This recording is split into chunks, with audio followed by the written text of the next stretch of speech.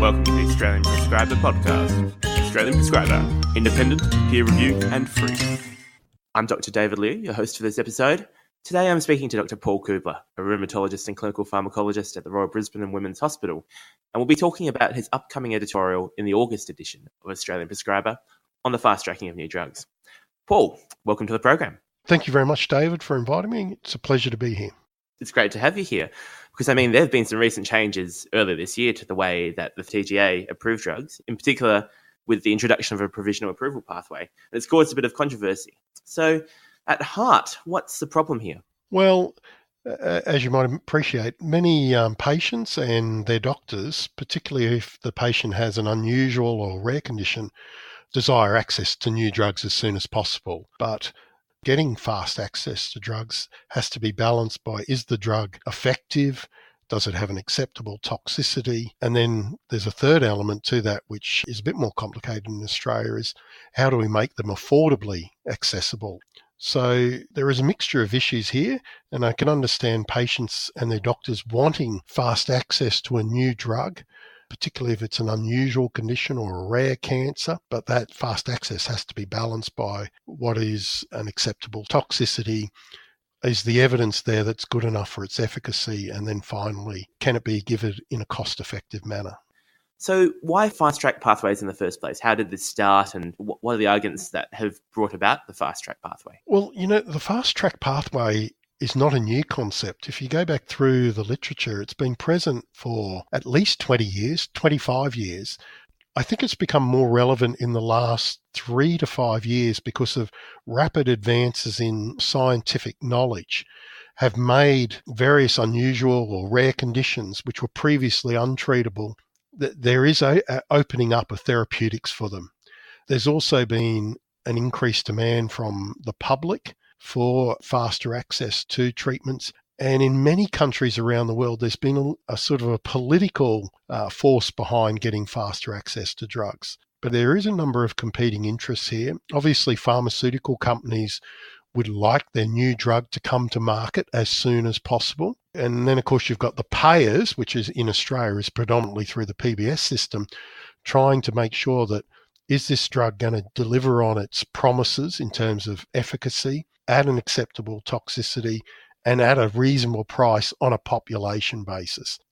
In terms of the history, if you go back to the longer data, which is, the Europeans have tried fast-tracking pathways in the past, the Canadians and the US experience, the whole expedited approval process has been sort of mirrored by, I suppose, a much higher rate of drug failure when those drugs are followed up post-approval.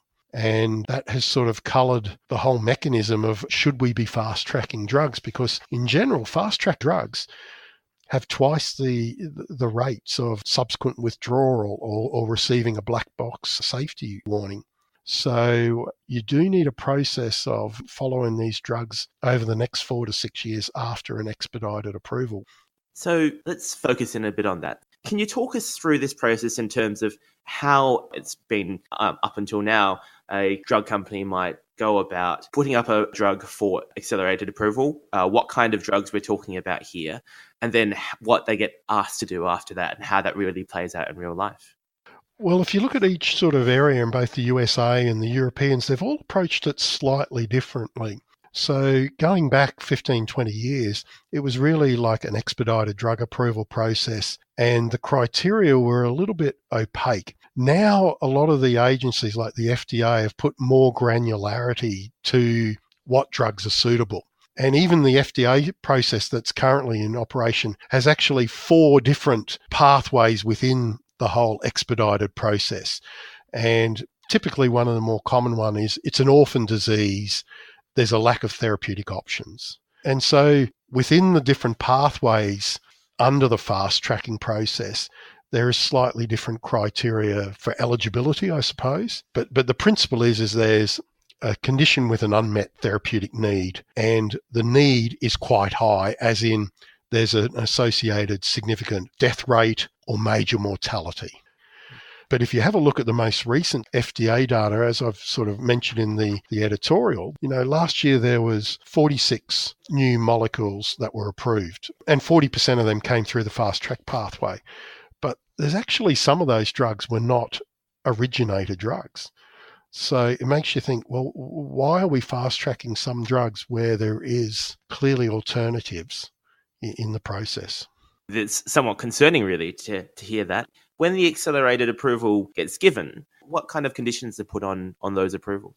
Well, that was one of the frustrations I had in doing the background research to the article. A lot is said about what is the eligibility criteria. A lot is also in the published domain about what's the actual pathway. But there's actually a real paucity of publications saying, how do we actually follow these drugs post-approval? But of course, the current regulatory process is usually most drugs will have to provide a periodic safety review, typically at a yearly interval. And most of that is really done for safety reasons, not to really confirm real-world efficacy. Sometimes, like the FDA or the European Medicines Association, will mandate like a registry trial post-approval, which will collect some degree of efficacy data, but the primary purpose is safety data. And then one of the problems with a lot of the safety data, particularly in the non-registry setting, is it's based on spontaneous reporting of events. And of course, that's very much dependent on the clinicians and the patients to some extent spontaneously reporting in a voluntary manner, which is, I suppose, a haphazard method for detecting safety events. Let's talk a bit about efficacy, though.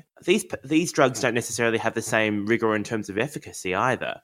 They don't have the same level of evidence, do they? What are the kind of burdens that regulatory bodies like the FDA have put on drug companies regarding that? Well, if we're talking specifically about the oncology field, often it's a surrogate measure that gives the fast-tracked approval. And you often don't have survival data, at least initially. It's usually based on some sort of measure of outcome, which is not a direct measure of improved survival. It's like something like progression-free survival or something like that, or a biochemical endpoint. So I think it's very important, particularly in those oncology trials where you've got a fast-track drug, that we do collect post-marketing, what is the difference in terms of the really hard clinical endpoints of overall survival, improved survival, and then of course, we shouldn't forget that quality of life measures and patient-reported outcomes are increasingly becoming important because we need to get the patient experience. And often there's some degree of patient-reported outcome, but it needs to be meticulously collected over the longer term, including post-marketing, to support that we've got the ongoing benefits that we think are there from surrogate measures in the short term. Let's take that to the Australian context. So far, this pathway's been largely about oncology drugs. So you're right. Usually about half of the drugs are related to some oncology indication, about 40 to 50% of them.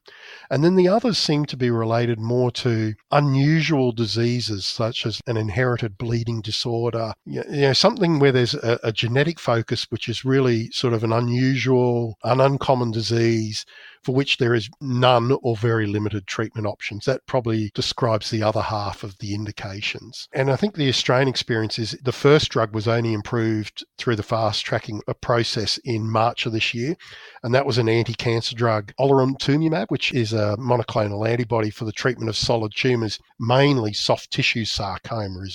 So Australia seems to be following the same pattern as what's been seen in the last few years in the US and also in Europe in terms of what's an appropriate drug for a fast track process. Going through some of the other indications that were approved in the FDA in the last 2 to 3 years, obviously there was some hepatitis C drugs which got a fast tracking.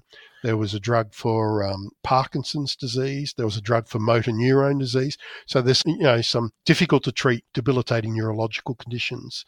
We're talking about conditions with relatively small numbers of patients, but with therapies, with drugs, which have got a high price on the ticket. We're talking about 6 digits a year type of drugs, aren't we? Yes, definitely. I mean, most of these drugs would at least be, $100,000 per year per patient. So we've got a problem here. We've got dangerous diseases where there aren't necessarily a lot of patients, hard to study, not always direct outcomes that come quickly. these are therapies which cost a lot of money. And we're in a process where we want to give our patients a chance of getting potentially beneficial therapies, but at the same time, we know that there's unclear efficacy, unclear safety, and real potential for financial toxicity to the system to try and hold the PBS up together. What should we do about this? This seems like a big problem. What would you do about this?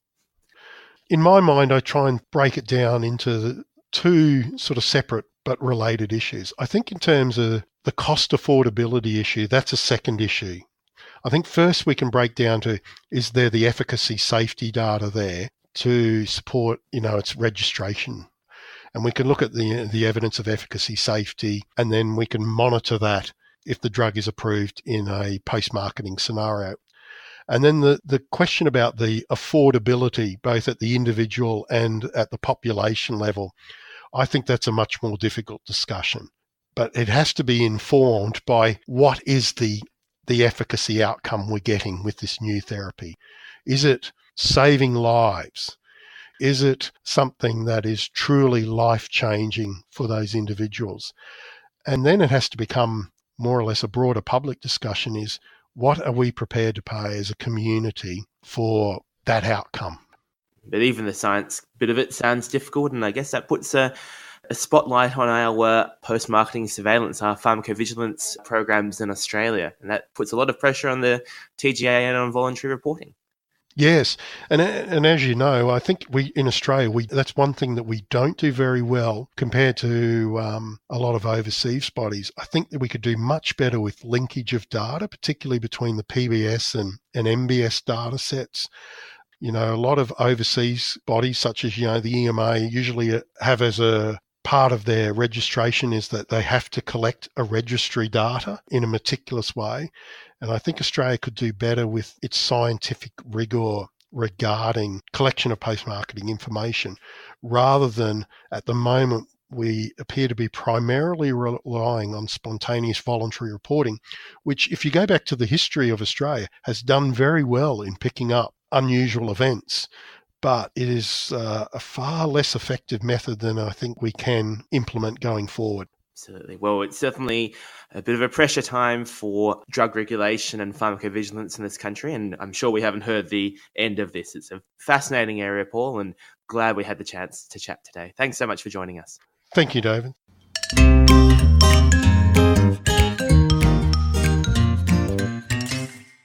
The views of the hosts and the guests on this podcast are their own and may not represent Australian Prescriber or NPS Medicine Wise. I'm David Liew, and thanks once again for joining us on the Australian Prescriber podcast.